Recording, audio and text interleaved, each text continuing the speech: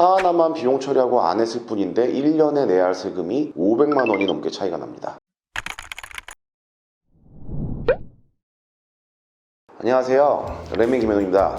슬슬 법인세, 종합소득세 준비들 하고 계시죠? 코시국 때문에 매출이 감소하신 분들도 있고 반대로 매출이 상승하신 분들도 있으실 텐데요. 안 돼서 세금 안 내는 것보다는 잘 돼서 세금 많이 내면 그 또한 세금을 많이 낼 수 있음에 감사해야 하는 현실입니다. 장기 렌트나 리스 상담을 하다 보면 아무래도 사업자분들이 많다 보니까 비용 처리에 대해서 많이들 여쭤보십니다. 근데 흔히 잘못 알고 계신 상식을 말씀드리면 사업자는 장기 렌트나 리스가 무조건 유리하다. 결론부터 말씀을 드리면 어떤 방식으로 사시던 세법상으로는 똑같습니다.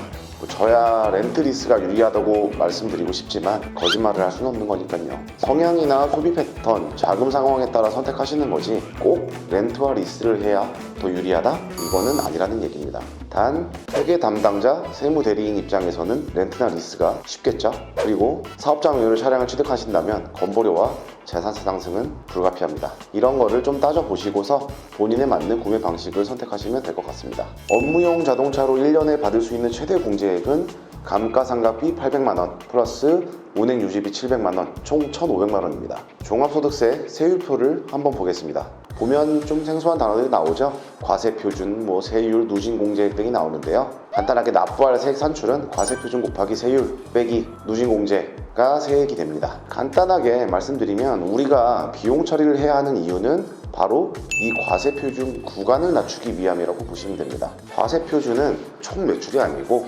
종합소득에서 필요경비, 인적공제 등을 제외한 금액이 과세표준인데 예를 들어서 계산을 한번 해보겠습니다. 1억 200만원 매출이 일어나 A라는 사업자는 그랜저를 타고 있지만 개인 명의로 할부 구매를 하셨습니다. 차 말고는 비용 처리를 할 게 전혀 없다는 가정하에 과세표준은 당연히 1억 200만원으로 잡히겠죠. 그러면 세율표상 네 번째 8,800만원 초과해서 1억 5천만원 이하 구간으로 들어가게 됩니다. 그러면 내야 할 종합소득세는 얼마일까요? 1억 200만원 곱하기 35% 빼기 1,490만원 하면은 2,080만원이 나옵니다. 똑같이 1억 200만원 매출이 일어난 B라는 사업자는 그랜저를 장기 렌트로 이용 중입니다. 똑같이 차 말고는 비용 처리가 할 게 없다는 가정하에 과세표준은 어떻게 될까요? 위에 말씀드린 것처럼 감가상각비 800만원 플러스 운행 유지비 700만원까지 가능하다고 했죠. 1억 200만원 빼기 1,500만원 8,700만원이 과세표준으로 잡히는 겁니다. 근데 여기서 잠깐 8,700만원이면 구간이 달라졌죠. 바로 세 번째 구간으로 들어가게 됩니다. 그러면 세율 자체가 달라지죠. 4,600만원 초과 8,800만원 이하는 24% 세액 산출 한번 해볼까요?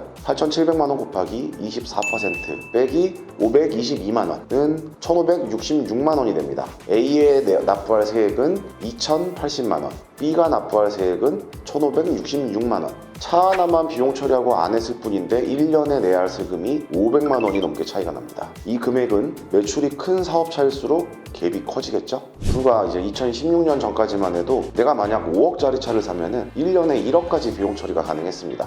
단순하게 이렇게 비교를 해봐도 어느 정도 꽤 큰 금액을 세이브할 수가 있습니다.